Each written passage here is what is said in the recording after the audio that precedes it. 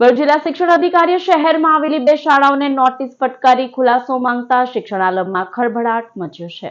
નવા શૈક્ષણિક સત્રની શરૂઆત સાથે જ ભરૂચમાં આવેલી કેટલીક શાળાઓ વાલીઓને ચોક્કસ સ્થળોએથી જ પાઠ્યપુસ્તક, યુનિફોર્મ સહિત સ્ટેશનરીનો સામાન ખરીદવા દબાણ કરતી હોવાની સામાજિક કાર્યકર યોગી પટેલ દ્વારા જિલ્લા શિક્ષણ અધિકારીને રજૂઆત કરવામાં આવી હતી।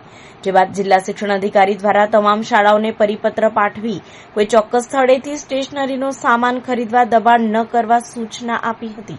જો કે આ બાદ પણ કેટલીક શાળાઓ મનમાની કરી રહી હોવાનું શિક્ષણ વિભાગના ધ્યાને આવ્યું હતું। જેના આધારે ભરૂચ જિલ્લા શિક્ષણ અધિકારી સ્વાતિબા રાઓલ દ્વારા શહેરના ઝાડેશ્વર વિસ્તારમાં આવેલ સંસ્કાર ભારતી સ્કૂલ અને એમિકસ ઇન્ટરનેશનલ સ્કૂલને નોટિસ પાઠવવામાં આવી છે।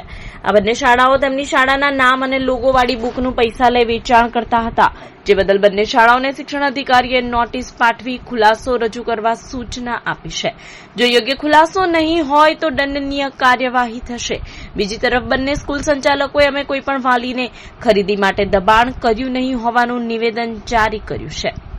પુરાવા સહિત આપેલી નોટબુકોના આધારે જિલ્લા શિક્ષણ અધિકારીએ 2 સ્કૂલોને નોટિસ ફટકારી છે અને તાત્કાલિક નિર્ણયની અંદર એક જ દિવસની અંદર ખુલાસો માંગ્યો છે।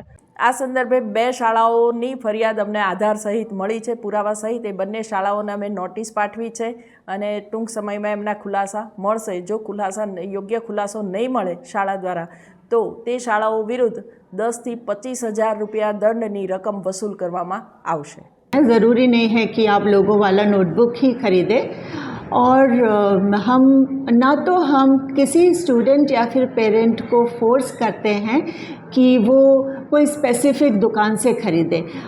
जो भी उनका कन्वीनियंट शॉप है they can always purchase the notebooks from there. Students and parents का कन्वीनियंस हमारा प्रायोरिटी है।